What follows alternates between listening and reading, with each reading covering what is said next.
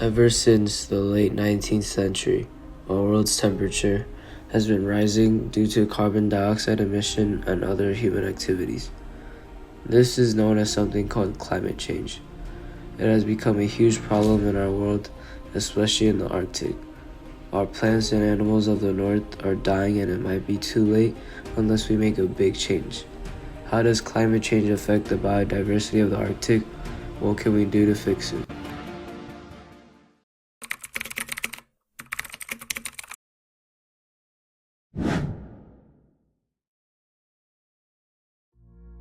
Climate change, also known as global warming, is the changing of temperatures of the Earth. It is mainly caused by human activities such as the burning of fossil fuels and the emission of greenhouse gases. Many areas of the world experience changes such as droughts, intense rainfall, and hotter temperatures. But the one place that has been affected the most is the Arctic.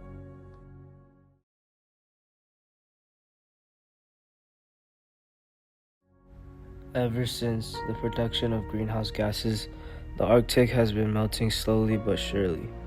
It has decreased animal and plant wildlife of the Arctic, and unless a change is made, we will lose them. This is what the Center of Biological Diversity had to say about this situation.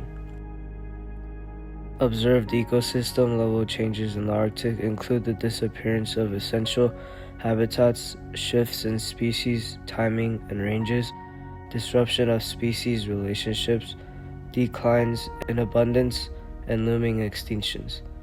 Unless we reduce greenhouse gas emissions rapidly, we will lose the Arctic as we know it. Climate change has led to the rapid loss of glaciers, animal species such as polar bears, and has affected the blossoming of flowers.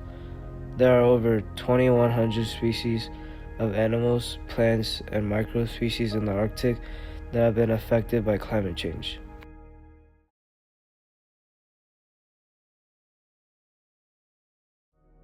It is crucial to maintain biodiversity in the Arctic because it provides services and values for people.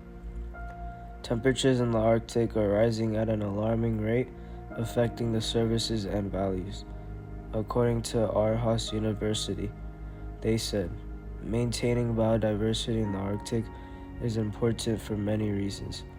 For Arctic peoples, biodiversity is a vital part of their material and spiritual existence.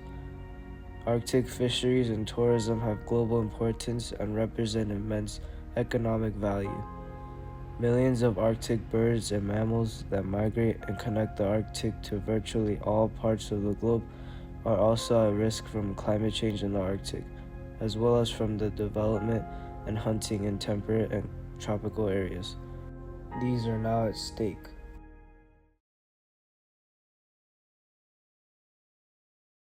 A quote from the Center of Biological Diversity says, "Unless we reduce greenhouse gas emissions, we will lose the Arctic as we know it."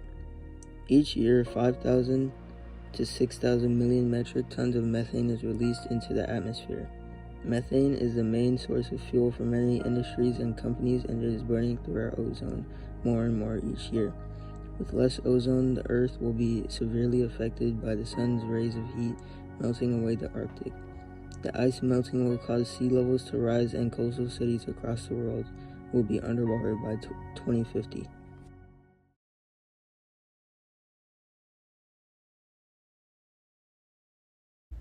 Polar bears and other highly adapted organisms cannot move more north, so they may go extinct, says Jens Christian Peterson. Polar bears, walruses, and many other animals that live in the Arctic are in danger of going extinct because of the melting of the Arctic. With less amounts of ice, there will be less land for animals in the Arctic to live, so eventually they would have to move more south into Canada and Alaska, or move more north into Russia. Polar bears have adapted to the Arctic to live in the ice and hunt from the ice. In Canada, there's less ice and less places to live and hunt. Polar bears would also interfere with other animals that live in Canada and possibly causing other animals to move.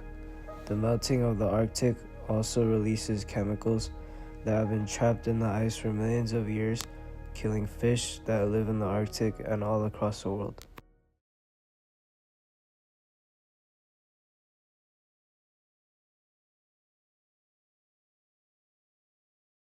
In the future, global sea level is projected to rise 0.9 meters or 3 feet to 1.6 meters or 5.2 feet by 2100, and the loss of ice from the Arctic glaciers, ice caps, and Greenland ice sheet will make this a substantial contribution, said by Alistair Doyle.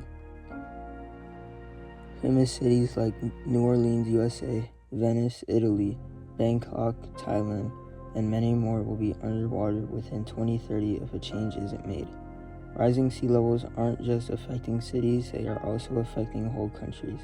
The Maldives consists of 1,200 small islands and is home to more than 540,000 people, and it is estimated to lose 70% of its land by 2100, causing many people to either move to other islands or move to different countries.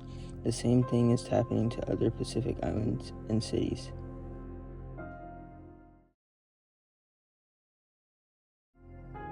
So, what can we do to fix climate change? The main cause of this problem is the emission of greenhouse gases and fossil fuels. This means that we could use less greenhouse gases and use more renewable energy sources. For example, we could stop driving cars that use fossil fuels and instead use electric cars such as the Tesla founded by Elon Musk.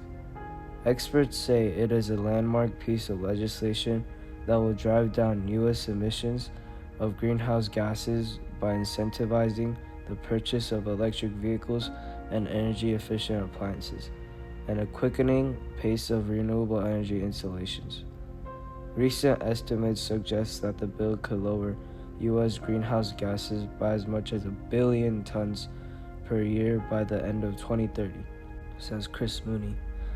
By doing this, we could save the Arctic and the thousands of species that live there. A lot of them are endangered and are bound to go extinct if we do not change our actions. But who knows what's going to happen? I guess we'll never know.